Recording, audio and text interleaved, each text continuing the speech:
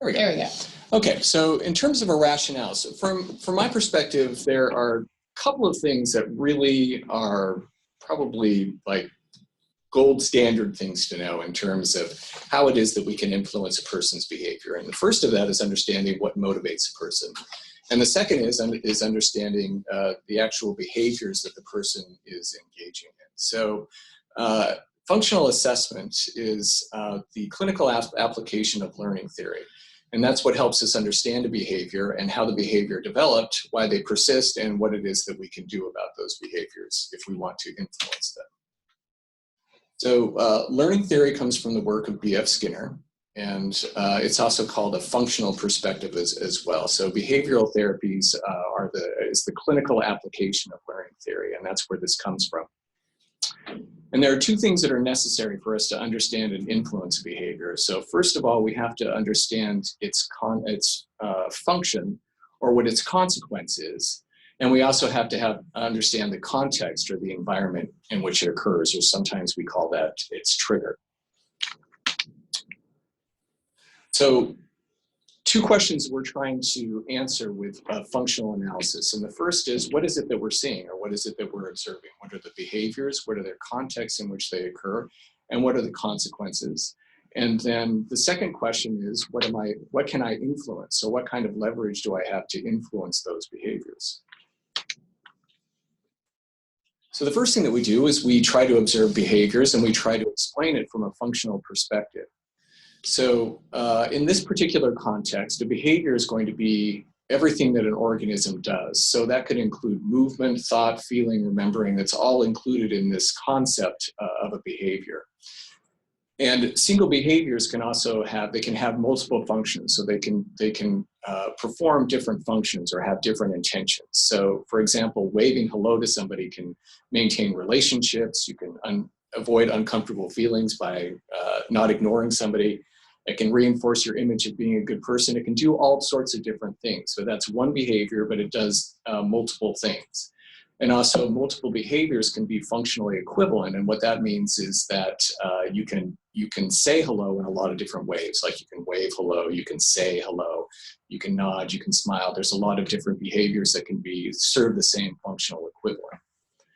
And then the other thing to understand is that typographically identical behaviors can be different behaviors depending on the situation. So for example, if you're getting very close to maybe your intimate partner, that would mean something very different if you're getting very close to a mortal enemy, right? Those are two very different behaviors, even though they're typographically identical. Okay, so let's look closer at an example, the example of saying hello. So if you wave hello and make contact and smile at somebody at work, those are all functionally equivalent. And that greeting, it serves several functions. For example, it can reinforce a more collegial environment. It can make the context more likely in which people are more likely to work with you in a cooperative way. It decreases the chances of you getting fired. So there's a lot of different things that greeting can serve in terms of its function. But if I waved hello, made eye contact, and smiled at somebody in a bar, then both that context is very different, and so the intended consequences are going to be very different as well. So you can see that the behaviors can be the same, but its context and function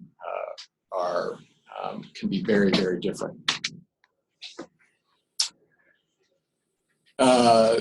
Another thing that's important to understand when we're talking about behaviors is that a diagnosis or a hypothetical construct doesn't give us the cause of behavior. So we can't explain behavior in terms of a construct or a diagnosis. So for example, the behaviors that somebody might be demonstrating of being irritable or showing disinterest, or if they no-show to appointments, or if they continue to use substances, or if they continue to have symptoms of mental illness, these are all behaviors that aren't explained by the concept of the client isn't motivated. And similarly, a diagnosis doesn't give us an explanation of behaviors as well. So when a person's startling at loud noises, having bad dreams, reporting a history of trauma, avoiding places that remind her of a traumatic event, those are the behaviors, but PTSD doesn't give us enough information about why those behaviors are occurring. So if I were to say, for example, that I'm carrying a bundle of something, that really isn't going to tell you what it is that I'm actually carrying or where I'm going with it. And that's very similar when we're using a diagnosis or a hypothetical construct. It doesn't actually give us enough information about the behavior for us to really successfully do anything with it.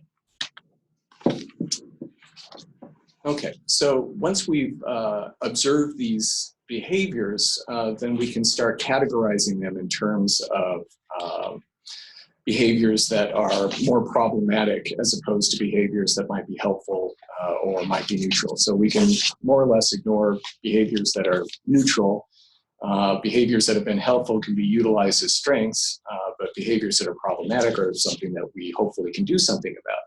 So we can organize these observations to create a viable problem formulation in terms of what we're seeing with behavioral excesses. So that's too much of a behavior, like, for example, using meth would be too much behavior of using meth. And a behavioral deficit would be that the person's not doing enough of a certain behavior, so maybe a poor communication skill might be a behavioral deficit. So grounds for categorizing behaviors as excesses and deficits really are mostly about the person's experienced impairment and distress. So that's what it is that we're looking at. Which of these behaviors are causing impairment and distress? We can also look at behaviors that are creating health-related risks or consequences, ones that have legal or ethical issues, and can be ones that are incompatible with values. So there are also behaviors that depart significantly from norms, and those behaviors can be problematic, but it's not sufficient in and of themselves that they depart from norms in order for us to categorize them as being problematic. So people can engage in all sorts of eccentric but ultimately harmless behaviors, and those are not the behaviors that we want to concern ourselves with. Okay, so how much information do we need to collect, or how much functional assessment do we need to do? That depends on the complexity of the problem. So the more complex the problem is, the more information is necessary. So with the clients that we work with, the population that we work with, the problems are always very complex, right? These are co-occurring issues in terms of the person's mental health, substance use, physical problems, social problems. There's all sorts of complexity to those problems. So we need to collect more information, and that's why we do all the work that we do in the revised PACT comprehensive assessment, so that we have enough information to be able to start to understand behaviors. A couple of other ideas about this is that what we're seeing in terms of behavioral deficits are also give us ideas about behavioral changes that might be desired.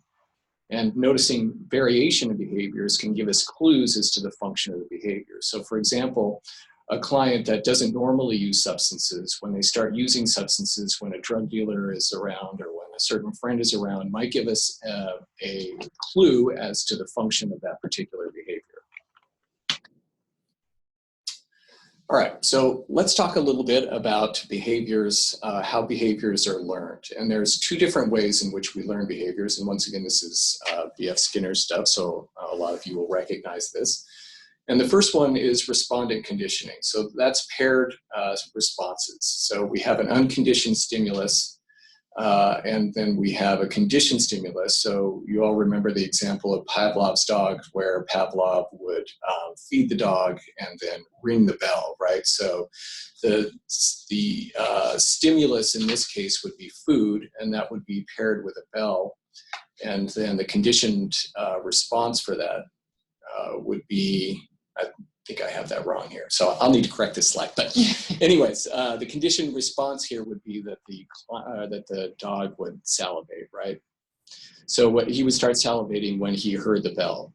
So this is useful in understanding, like, say, for example, triggers around, say, drug use or something like that, where a person has paired the experience of using substances, say, with paraphernalia or certain contexts. So that they're more likely to use given those particular stimulus.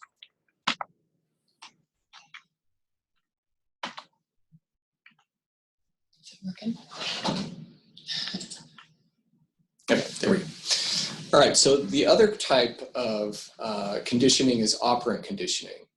And that's where the behavior results in a consequence, and that consequence is either going to reinforce or make the behavior more likely to happen, or it's going to punish and make the behavior less likely to happen.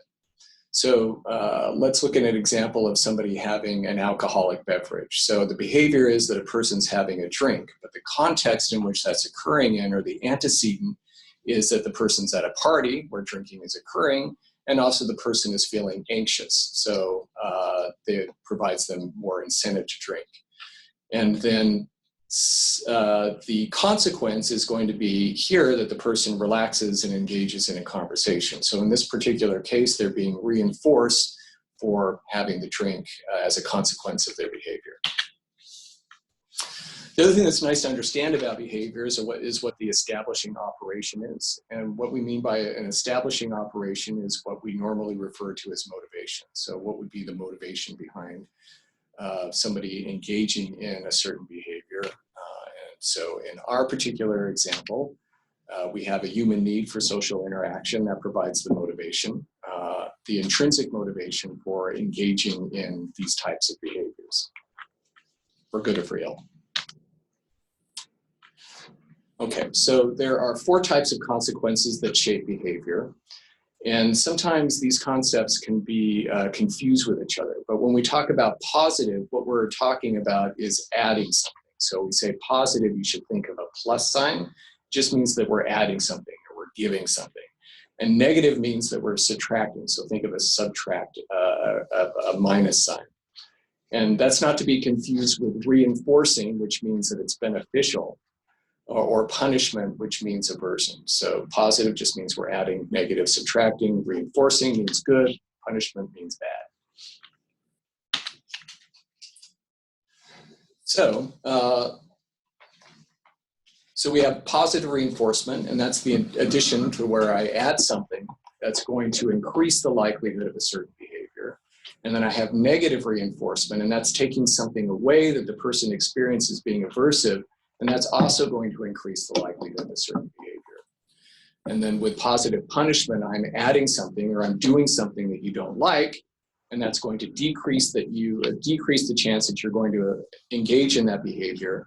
And then negative punishment is the subtraction of something that you want, and then that's again going to decrease the likelihood of a certain behavior. So let's take an example, say, of a child that's throwing a temper tantrum in a grocery store. So the context is going to be the grocery store. The behavior is going to be the temper tantrum. The establishing operation in this particular case is that maybe the child wants a candy bar. So that's the motivation. Now, if the mom gives in and gives the kid the candy bar, then he's being positively reinforced, right? Because he's getting something that he wanted. And so that's going to increase the behavior, which is that he's throwing a temper tantrum in a grocery store. That makes it more likely that next time that he's there and wants something, that he's going to throw a temper tantrum. Conversely, the mom is being negatively reinforced, right? Because the kid stops doing what it is that she finds aversive. And so something is being taken away that she doesn't want, and that increases the chance of her giving candy bars in a grocery store, right? That's the behavior that she's being reinforced for. So with positive punishment, you know, like an example here would be like, say that if you are missing a lot of free throws, then your coach might make you run suicides, which is something that you definitely don't want, and that's going to increase your behavior of practicing your free throws. And then with negative punishment, that's that we're taking away something that you don't want. So like an example of this would be something like that a person would, you'd put a kid in timeout or something like that, take them away from their social environment. All right, so that brings us to interventions, and this is how it is that we can influence these behaviors. So we can intervene on the level of the antecedent or the context. And a couple of ways, there's a lot of different ways in which we can do this, but a couple of examples of this are through stimulus selection or stimulus control. So with stimulus selection, that means that we're choosing our environments. So we're choosing our context. So say in a violent relationship where violence has a tendency to happen, we can choose to leave that relationship. Or with alcohol and drug use, we can choose to avoid places where those kinds of things are more likely to happen, like say a bar. With stimulus control, we're adjusting the environments that we're in. So for example, stimulus control could be something like that you could make appointments. You could have a strategy of making appointments for voices, right? So I'm only going to listen to you if we make an appointment, and we can talk from 2 to 3, say whatever it is that you want. Or you can set aside time for worry, right? So I'm not going to worry about things except for 2 to 3. Well, maybe in this particular case, they listen to the voices from 2 to 3, and then they have their worry time from 3 to 4. Something like that. So some other examples here would be that pairing, you know, like the old behavioral, anyways, thank you. The behavioral tailoring technique of pairing medications with a daily activity is also an example of stimulus control. Using that only for sleep or for sex is another example of stimulus control. So this is ways in which we can control the context in which the behavior is occurring. The other thing that, the other level that we can intervene on is the actual level of behavior. And so a couple of ways in which we can do this is through, say, activity monitoring and scheduling. So through activity monitoring, so when a person's paying more attention, or they're more mindful of the activities that they're engaged in, then they're more likely to engage in behaviors that they find more valuable. With activity scheduling, then we can have them specifically schedule things into their day. So with behavioral activation strategies, like we can do things like plan for activities that bring a sense of mastery or pleasure on a daily basis. And then we can also coach and train behaviors through skill building, and we do that through modeling, role play, and feedback. So at the level of consequence, we can provide positive and negative reinforcers. So once again, that's giving things that the person might want or taking away things that they don't like so that they're more likely to engage in certain behaviors. So for positive reinforcements, we can just provide verbal reinforcers, and those can also be very powerful, you know, just making sure that the person's getting feedback that they're doing a great job. We can provide food reinforcers, make them more likely to show up to your groups, for example. We can engage in fun activities, or we can pair fun activities with clinical work that we do. So, for example, playing cards when we're going to, as part of doing offering intervention. And we can also do things that provide a reduction in anxiety. So, for example, we can, and this would be a negative reinforcer. So, for example, we can teach things like breath retraining, relaxation strategies, grounding strategies, and some of these other kinds of things which reduce the person's stress. And so they're more likely to engage, say, in the behavior of interacting with you as a clinician. And then therapeutic limit setting would be more into the providing something that the client would experience as more averse. But the thing to keep in mind about this is that the more aversive that the situation may call for, that we do need a thoughtful process for identifying the need, measuring the effectiveness of those strategies, and then making sure that we're consistent, that the team is engaged, or that the team is together on what it is that they're going to do as far as the therapeutic limit setting. Otherwise, the person is prone to being negatively reinforced, right? So that if some part of the team says, you know, well, maybe we can just get around it this one time, then you're negatively reinforcing the client to continue to persist in negative behavior. So we have to be very careful about that. And then obviously we should be measuring the effectiveness of our efforts around this and titrating down as soon as possible to encourage autonomy. Do you want to give an example of that therapeutic limit setting? Therapeutic limit setting could be something like, for example, that we will only meet with you in a certain place based on the fact that the person might be engaging in behaviors that might be dangerous for instance, right? So like, we're only going to meet you at the bus stop during this time for you getting your check, right? So the person can experience that as being averse, right? Because they have to get themselves to the bus stop, and you know that can be experienced as being aversive. But when we do activities like that, we really need to make sure that we're staying consistent and that we have a sound rationale for why it is that we're doing it and a plan to titrate. Great. All right. So that Thank you, is Jeff. timer. And I think given the interest of, just in the interest